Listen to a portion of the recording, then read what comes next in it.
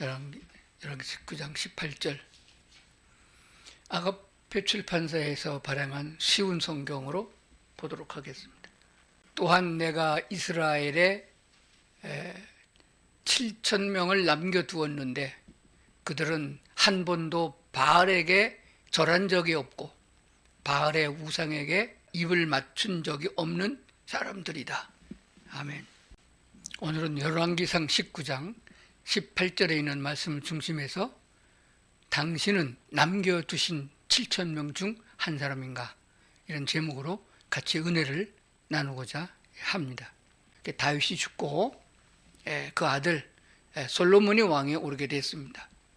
그런데 솔로몬이 왕에 오를 적에는 정말 태평성대였고 넉넉한 재산을 갖고 있는 때였습니다. 그래서 그가 하나님을 기쁘시게 하는 기도를 드렸고 그 기도가 마음에 들어서 솔로몬에게 지혜를 주셔서 통치를 잘할 수 있도록 은혜를 주셨으며 솔로몬 아버지가 마련한 목재나 석재를 가지고 성전을 건축하고 다윗 왕궁도 건축했습니다. 그런데 솔로몬이 끝까지 하나님의 뜻을 따라 살지 못하고 자기 생각과 백성들의 눈치를 보면서 왕권을 가지고 하나님의 말씀을 저버리고 죄악에 빠지게 됐습니다. 순간마다 때마다 여호와 하나님께 물어보고 하나님의 뜻을 찾아서 뜻대로 통치해야 되는데 그렇지 못하게 됐습니다. 결국은 다른 모든 주변에 있는 강대국들과 화평 조약을 맺으면서 그 조약의 의미로 그 왕궁에서 있는 딸들을 솔로몬의 왕비로 맞아들이게 됐습니다. 그래서 솔로몬에게는 많은 부인들이 있었습니다. 그러다 보니까 그 부인들이 솔로몬의 마음을 녹여서 자기네 나라에서 믿던 신앙, 자기네 나라에서 믿던 종교를 가지게 됐습니다. 그러니까 다문화가 된 것이죠. 그러다 보니까 이스라엘 백성들도 그들이 섬기는 우상의 제사에 참여해서 술을 먹고 고기를 먹으면서 춤추고 음란에 빠지게 되는 결과를 가져게 된 것입니다. 여호와 하나님을 경외하고 하나님만 섬기게 된 그 백성들이 그렇게 우상 숭배에 빠져서 죄를 짓게 돼서 결과적으로 솔로몬 말로에 하나님이 징계를 내리게 됐습니다. 그래서 솔로몬이 죽은 다음에 솔로몬의 아들 르호보암이 유다 민족을 거느리게 됐고 솔로몬 시대의 군대 장관이었던 한 사람이 있는데 여로보암이라는 사람이 있었습니다. 그 여로보암이 이스라엘 백성들을 끌고 나가서 북왕조를 세우게 됐습니다. 즉 남북이 나눠지게 된 것입니다. 그런데 전통적으로 이스라엘 민족, 유다 민족을 데리고 솔로몬의 아들 르호보암이 왕권을 잡고 통치를 했는데 한 부족이에요. 거기에 제사장 부족이 레위족이 붙었고 그리고 조금 다른 남은 사람들 중에서 베냐민 지파가 일부가 남아 있었습니다. 그리고 나머지 10지파를 다 거느리고 나가서 북왕조를 세웠습니다. 갈릴리 호수가 있는 비옥한 땅이고 또 사마리아가 있는 그 지역을 통해서 나라를 형성하고 국가를 세우게 된 것입니다. 그렇게 되어지니까 통치하기가 어렵고 세금 걷어들이기도 어려운 그런 상황이 됐습니다. 그러다 보니까 같은 민족끼리 싸움이 일어나게 된 거예요. 북왕조와 남왕조가 싸우게 된 겁니다. 외세의 침입도 더 많아지게 됐습니다. 그런 가운데에 일어난 얘기가 뭔 얘기인가 그러면 오늘 열왕기상 19장에 나오는 말씀이 되는 것입니다. 여로보암이 통치를 하다 보니까 그 백성들이 종교적인 습관을 갖고 있어서 여호와 하나님께로 가서 제사를 지내야겠는데 성전이 없잖아요. 하나님의 법궤는 유다에 있단 말입니다. 그래서 백성들이 그리로 가려고 하면 그리로 가면 거기서 남아갖고 자기 부하가 안 되잖아요.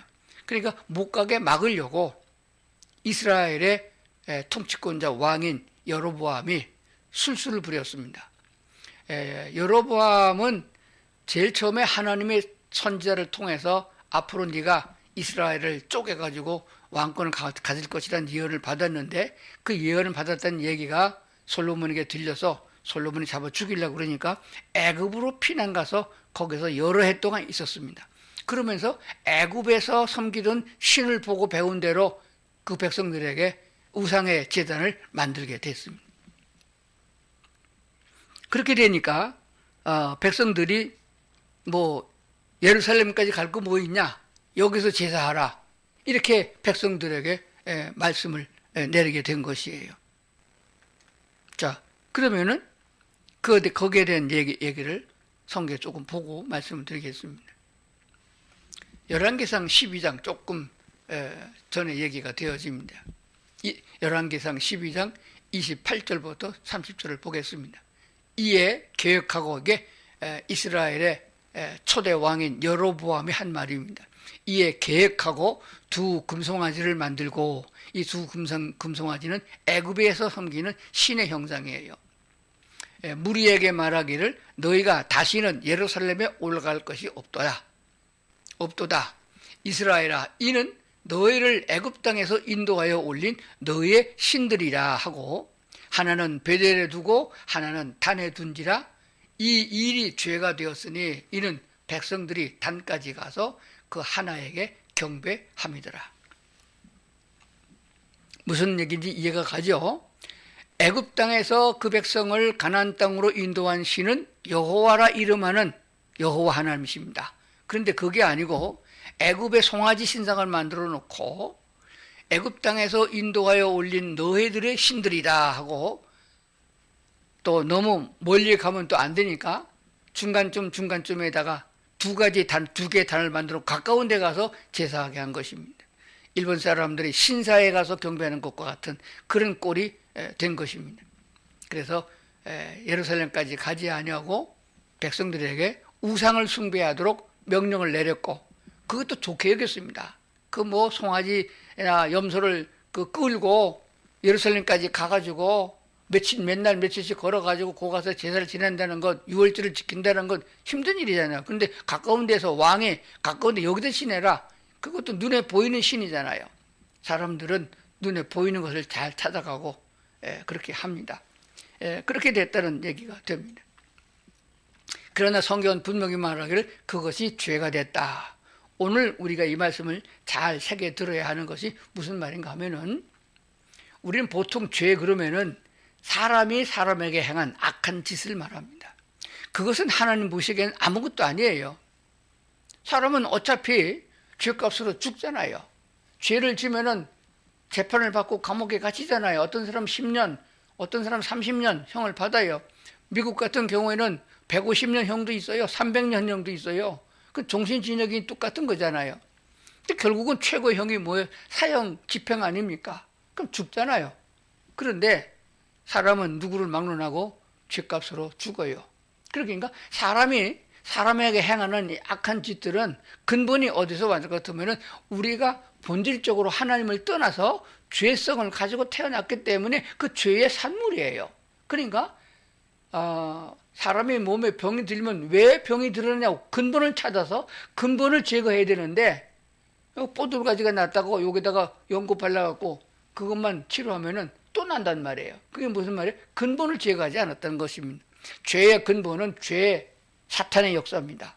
사탄의 지배에서 벗어나야 되는데, 그리하려면은 거기서 돌아서서 우상숭배하던 사탄의 권세에서 벗어나서 여호와 하나님을 바라보아 성령의 은혜를 통하여 거듭나야 되는 것입니다.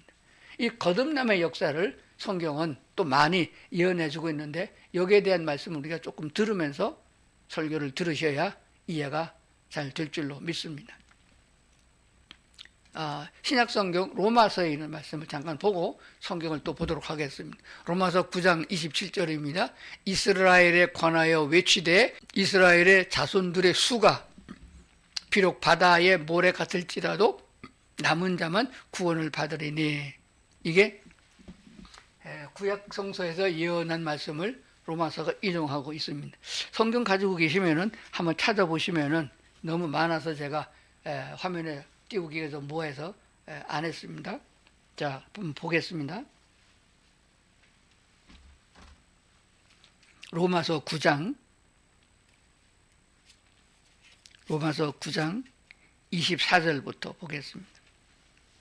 그 전에는 하나님이 우리 인간에 대해서 어떻게 묘사할 것 같으면, 너희들은 흙으로 치어서 만든 도자기 같은 질그릇이다, 그릇이다 이렇게 말씀하신 것입니다. 24절을 보겠습니다. 성경을 찾으시고 같이 보겠습니다. 24절, 이 그릇은 우리니, 즉 이방인을 말하는 거예요. 이 그릇은 우리니 곧 유대인 중에서 뿐만 아니라 이방인 중에서도 부르신 자니라.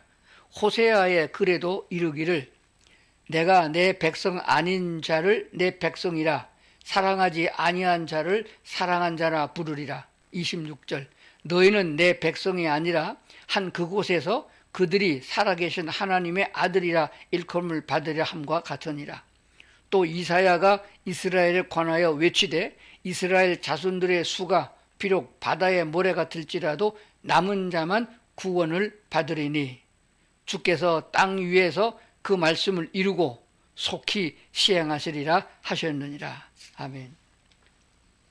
그러니까 유대인들에게 주신 말씀이 있고 이스라엘 백성들에게 주신 말씀이 있고 이방인에게 주신 말씀이 있지만은 오늘 본문으로 선택한 11개상에 있는 말씀은 이방인에게도 적용되는 말씀인 것입니다. 하나님께서 이방인의 구원을 미리 호세아를 통해서 예언하셨고 이사야를 통해서 예언하셨습니다. 내 백성이 아닌 데서 내 백성이라 하는 백성이 나올 것이고 내가 사랑하지 않았던 자에게서 내 사랑하는 아들이 나올 것을 예고하고 있습니다. 그러나 사람들은 죄성을 가지고 있는 육체를 가지고 세상에 살면서 하나님의 뜻을 온전히 따른다는 것은 불가능한 일이었습니다. 그래서 하나님께서 남겨두신 자들을 통해서 천국의 백성을 삼는다 하는 그런 말씀이 되는 것입니다. 이 로마서와 열왕기서에서 언급해서 양쪽에서 언급하고 있는 말씀의 내용은 뭐냐 그러면은 남겨두신 자 7천이 뭐냐 하게 되면은 이스라엘 백성들이 여로보암 왕이 만들어 놓은 우상을 섬기면서 대를 이어나갔어요. 그러나 그들을 깨우치기 위해서 하나님이 선지자를 보냈습니다. 선지자는 하나님의 말씀을 받아서 하나님의 말씀으로 대언하고 그래서 그들을 죄성을 깨닫게 하고 돌아오게 하고 제사장을 통해서 속죄의 은혜를 베푸는 역할을 했단 말입니다. 그래서 우리가 알고 있는 대로 아주 유능한 선지자를 어디서 볼 수 있나 그랬더면은 솔로몬의 아들 르호보암이 다스리는 유다 왕자에 보낸 게 아니고 더 많은 지파를 거느리고 있는 이스라엘 땅에 선지자를 보냈습니다. 그래서 엘리야 선지자, 엘리사 같은 선지자가 다 유다의 선지자가 아니고 이스라엘의 선지자입니다. 이스라엘은 제멋대로 율법을 어기고 금송아지 만들어 놓고 또 나중에 바알 신상 만들어 놓고 섬기는 우상 숭배의 죄성을 가지고 그 죄에 빠져서 하나님과 거리가 먼 멸망바다에 마땅한 죄를 짓는 그런 상황이 됐단 말입니다. 그때에 하나님께서 엘리야를 그들에게 보내서 그들을 깨우치고 있었습니다. 하도 말을 안 들으니까 엘리야가 하나님께 응답을 받아서 그 백성들에게 가뭄을 내리는 비가 오지 않게 했습니다. 비가 오지 않도록 했으니까 1년 동안 비가 안 와보세요. 2년 동안 비가 안 와보세요. 3년 동안 비가 안 와보세요. 그러면 황무지가 됩니다. 사막이 돼버려요. 금년에도 우리나라 강릉 지역에 비가 오지 않아가지고 수도 꼭지에서 물이 나오지 않고 저수지에 말라 비틀어져 가지고 전국에는 소방차를 동원해서 다른 데 물을 퍼다가 채웠던 그런 역사도 보게 됩니다. 근데 그게 잠깐 그 후에 비가 왔으니까 괜찮았잖아요.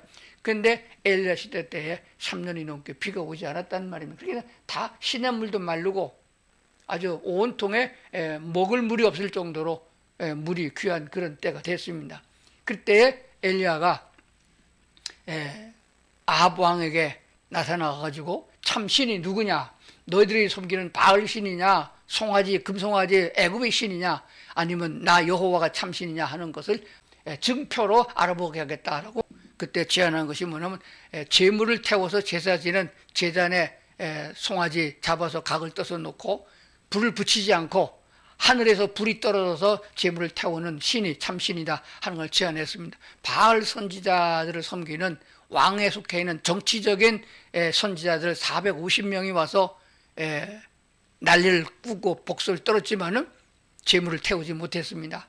그러나 엘리야는 단번에 기도해서 하나님께서 불을 내려서 재물을 태웠으므로 참신이 누구냐 하는 것을 증명하게 된 것입니다. 그때에 엘리야가 명을 내려서 이 가짜 선지자들을 다 잡아 죽이라 그래가지고 그들을 다 처형했던 적이 있습니다. 그러한 역사를 나타내기 전에 엘리야가 하나님께 기도한 것이 있습니다. 아합 왕이 엘리야를 잡아 죽이려고 하니까 하나님이요, 이 땅에 이렇게 남북으로 나눠져 있는 하나님의 야곱의 후손들이 있습니다. 그런데 모두가 하나같이 다 우상 숭배하고 여호와 하나님께 나가지 않습니다. 우상에게 가서 절하고 우상에게 재물을 먹고 음란한 짓을 하고 그리고 우상에게 가서 입 맞추고 이런 꼴이 됐습니다. 그리고 나 하나 남았는데 나마저 잡아 죽이려고 아합 왕의 군사를 풀었습니다. 어쩌겠습니까? 이런 상황이 된 거예요. 그때 하나님께서 그 엘리야에게 한 말씀이 있습니다. 내가 네가 보는 것과는 다르다. 너만 잘났다고 너만 하나님을 잘 섬기는 사람이 아니다. 내가 바알에게 무릎 꿇지도 아니하고 그리고 입맞추지도 아니한 사람 7,000명을 남겨두었다. 거룩한 백성이다. 이들이 나 여호와를 경외하고 있다 라고 하는 말씀을 주신 것이에요. 그러면서 너는 가서 어디 가서 무슨 일을 하더라고 예언하셨고 그 말씀을 따라서 비가 오지 않으던 땅에 비가 오게 하는 역사를 이뤘음을 보게 되는 것입니다. 우리는 구약의 역사는 곧 이스라엘의 역사며 이스라엘의 역사는 여호와 하나님의 통치하시는 역사인 것을 알게 됩니다. 그것도 보는 바가 뭐냐면은 인간은 여전히 죄 가운데 머물러서 아무리 선지자가 얘기하고 사사들이 와서 얘기를 해도 그때뿐입니다. 선지자가 죽거나 사사가 죽으면 또다시 우상숭배에 빠지고 죄에 빠지는데 그것은 근본적인 죄의 해결이 되지 않았기 때문인 것을 말씀하고 있어요.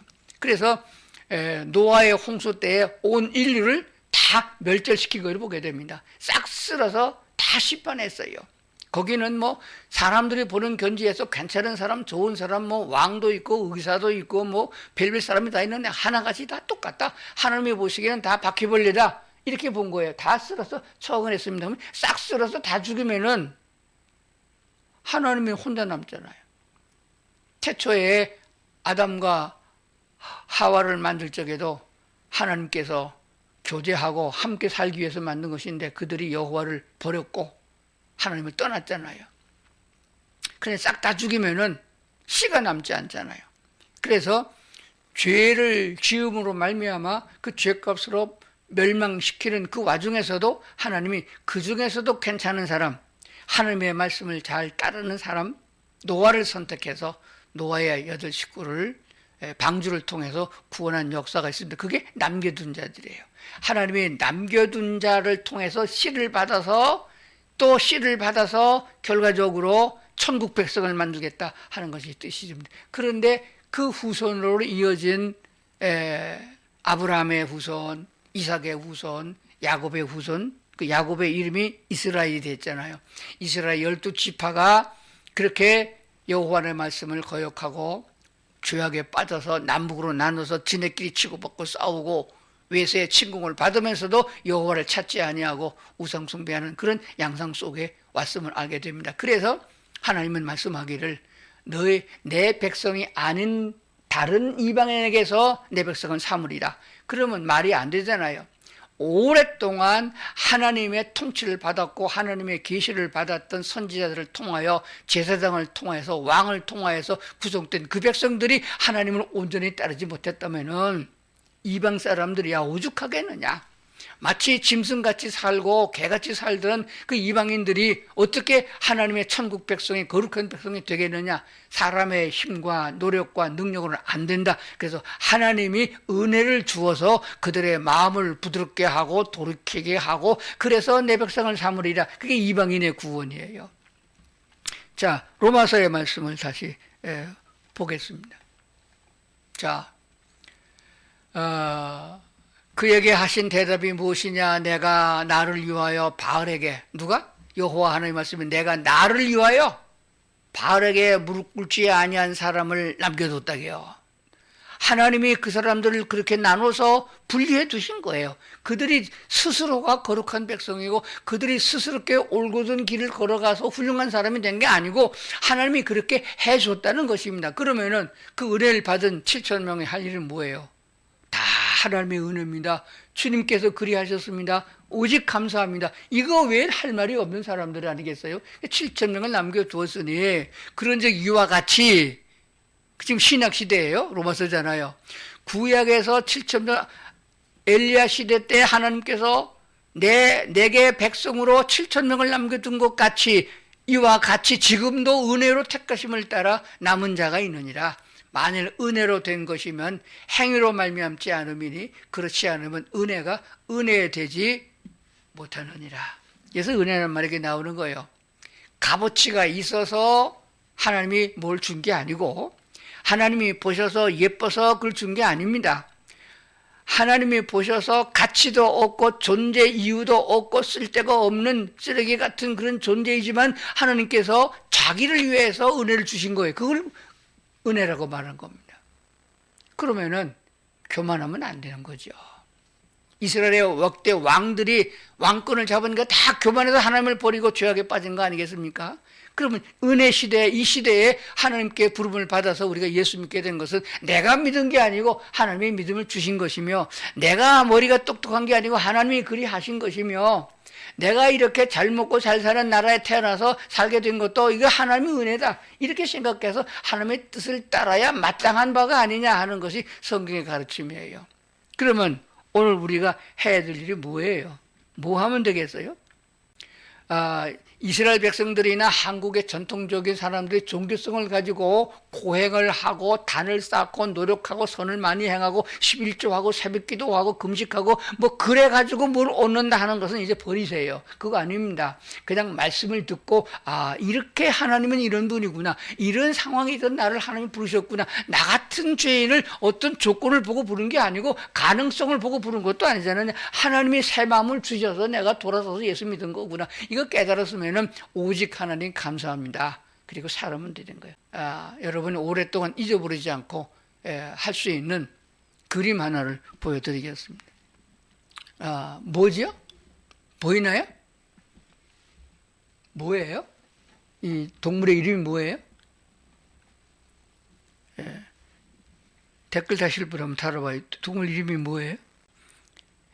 이름이 푸바오라고 그럽니다. 판다며, 판다. 전 세계에서 동물원을 다 갖고 있습니다. 또 자연생태계에 국립공원도 있습니다. 제일 값비싸게 팔리고 사육료도 제일 많이 들어가는 게 판다예요. 중국 티벳 지역에만 생산이 되어지고 생육을 잘하는 지역입니다. 그래서 외교할 적에 우리나라도 와 있었잖아요. 근데 도로 가져갔잖아요.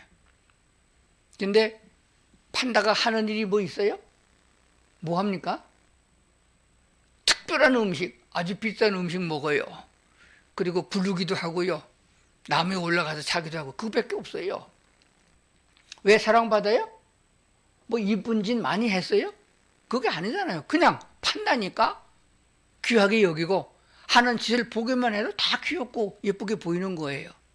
마치 우리가 하나님 앞에서 판다 같은 모습이다. 그럼 판다가 세상에 태어나가지고 교육을 받고 그리고 어떤 성형수술을 하고 그리고 뭐 어떤 공을 쌓아가지고 판다가 됐나요? 아니에요. 태어나면서부터 판다예요. 그래서 자기에게 주어진 거 먹고 살고 놀고 그러니까 죽을 때까지 귀여운 거 사랑받다가 장사 진행을 받는 거 아니겠어요? 제가 왜 이 말씀을 드리게 됐냐면은 오늘날 한국 교회가 잘못 가르치는 게 너무 많아요. 불교권과 유도권에 쌓아서 공을 들여야 된다, 치성을 들여야 된다, 정성을 보여야 된다. 그게 습관돼 가지고 교회에서도 일천번제 재단을 쌓아야 된다. 그리고 뭐 새벽 재단을 몇 번 쌓아야 된다. 뭐 이렇게 하고 또 뭐 교회 건축하다 보면 로마 카톨릭 마냥 돈을 걷어들이기 위해서 성경을 왜곡해서 쓰는 그런 것들이 쌓여가지고 헌금을 많이 해 복을 많이 받는다, 자손이 잘 된다, 이렇게 돼가지고 현재 이 꼴이 됐단 말입니다. 제일 중요한 게 뭔가요? 하나님이 어떻게 나를 부르셨는가? 하나님이 자기 자신을 위해서 우리를 부르신 거예요. 가치가 없는 곳에서, 장래가 없는 쓰레기 같은 존재에서 부르셔서 남겨두신 자 중에 우리 줬다는 거예요. 세상에 물들지 아니하고 죄에 빠지지 아니하도록 남겨뒀다 이겁니다. 누가? 하나님이 그리 하신 거예요. 거기에 우리가 부름을 받았고 믿음을 가지고 신앙생활을 했다는 것은 아주 소중한 것입니다. 누구든지 예수를 믿으라 이렇게 포괄적으로 은혜를 주셨어요. 근데 다 그럽니까?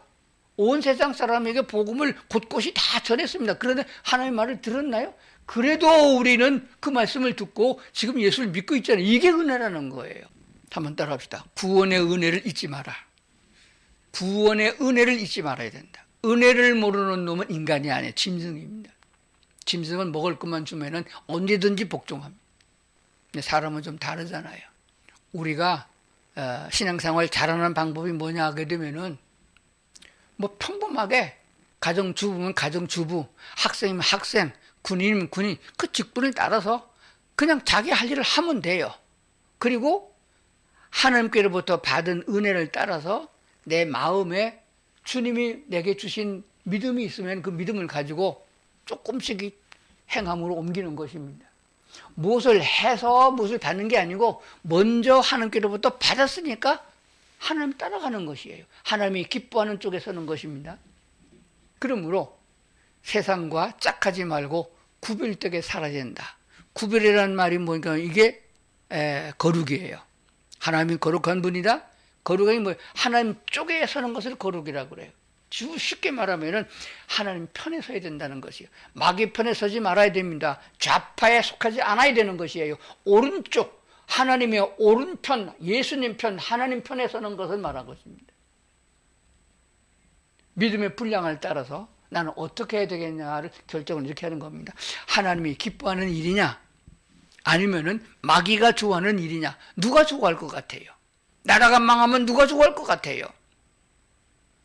하나님의 뜻을 따라서 보니까 사탄의 공격을 받아서 핍박도 받고 때로는 순교하기도 합니다. 그러나 그것은 영광스러운 일이에요. 왜 그렇습니까? 우리를 이미 택하여 부르셨기 때문에 우리는 하나님 나라 천국에 가서 영원히 살 사람들이에요. 다시 죽은 자 가운데 부활할 사람들입니다. 그렇기 때문에 걱정과 두려움이 없습니다. 그런 공갈 협박과 두려움과 그런 것 때문에 주님을 배신하는 일이 있어서는 안 된다 하는 것입니다. 중요한 것입니다. 그리고 중요한 건 믿음이 자라야 되는 것이. 어린아기는 부모님이 낳으면서부터 자라잖아요. 우리는 예수 믿고 거듭나면서부터 믿음이 자라는 것이에요. 그냥 자랍니까? 잘 먹어야 자라요. 어린아기는 젖을 먹고 자라는 것처럼 처음에 예수 믿기로 결심한 사람들은 설교를 자주 의뢰돼. 설교가 뭔지 아시겠어요? 설교는 젖에 해당되는 거예요. 근데 일주일에 한번 설교 딱 들어갖고 믿음이 자라나요? 아이가 좀 커보세요. 자기가 밥 찾아 먹잖아요. 고기도 먹잖아요. 믿음이 자라야 되는 겁니다. 그래서 처음에는 설교를 자주 듣고 성경 공부도 하고 나중에 좀 자라면 성경을 자신이 본인이 읽어보면서 믿음이 자랍니다. 믿음이 자라면은 뭐가 나타나느냐? 결과가 나타나는 거예요. 성령의 열매가 나타나고 하나님께서 인정을 받으며 하나님의 축복을 받는 역사를 갖게 되는 것입니다. 그러니까 믿음의 결과가 하나님의 축복으로 이어진다 하는 것을 알게 되는 것입니다. 자, 디도서 3장 5절을 보겠습니다. 우리를 구원하시되 우리가 행한 바 의로운 행위로 말미암지 않고 오직 그의 긍휼하심을 따라 중생의 씻음과 성령의 새롭게 하심으로 하셨다. 제가 설명한 말씀을 딱 부러지게 성경을 쓰고 있죠. 베드로후서 3장 18절입니다. 오직 우리 주 곧 구주 예수 그리스도의 은혜와 그를 아는 지식에서 자라가라. 영광이 이제와 영원한 날까지 그에게 있을지어다. 이렇게 결론을 내게 되는 것입니다. 마음 편하게 하나님이 부어진 축복과 은혜를 누리면서 마귀 편에 서지 말고 하나님 편에 서는 사람이 그리스도인이에요. 생활과 삶 속에 조금 세상에 눈에 보이는 이득과 물질적인 풍요를 따라가지 아니하고 죄성을 가진 데 빠지지 말고 하나님 편에 서서 하나님을 예배하면서 살아가는 사람에게는 하나님이 주신 평안과 두려움이 없는 하늘의 소망과 기쁨을 주신다는 걸 아시고 오늘 말씀을 잘 기억하시면서 주 안에서 주님 편에서 하나님 편에서 살아가는 성도들 될 수 있기를 주의 이름으로 축원합니다.